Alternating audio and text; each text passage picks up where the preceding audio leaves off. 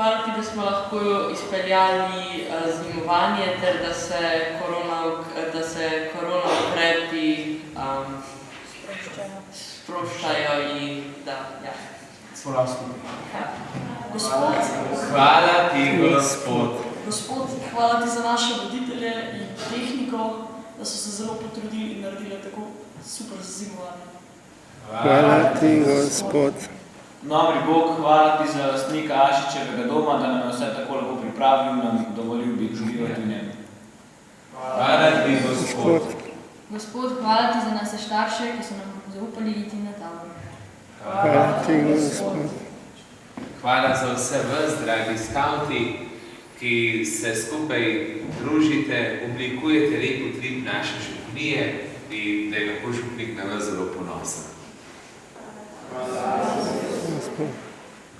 Molimo, dobri oče, okrepčal si nas z nebeškim kruhom.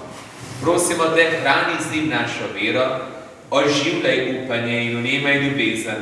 Uči nas hrepeneti po njem, ki je živ in pravi kruh, in pomagaj nam živeti po vsaki besedi, ki prihaja iz tvojih ust. Po Kristusu, našem Gospodu.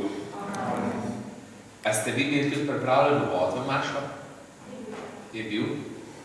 Lahko zdaj preberemo, če že pripravljen bil.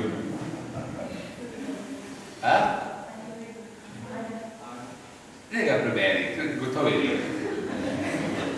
Je pa prav za dva postoliko naše. Ja. Pipi je rekel, pustite svet za spoznanje lepšega, ko ste ga prejeli.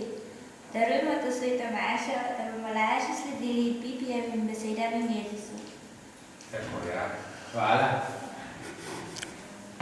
In hvala za povabilo.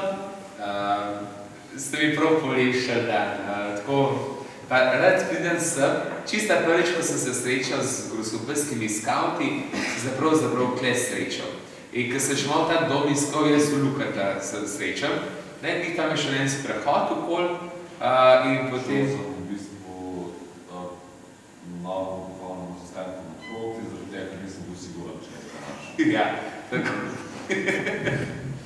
In takrat sem se zazmeri zapomnil Luka, tako da sem prav spomnil, to smo pa tam zunaj Maša, tako je bil tar popravljen, voditelji sko so bili, sem imel pa načrtovanje in tako. To je bilo daljnega leta 2020.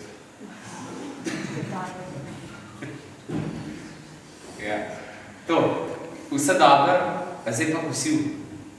Kaj pa bo za kosil?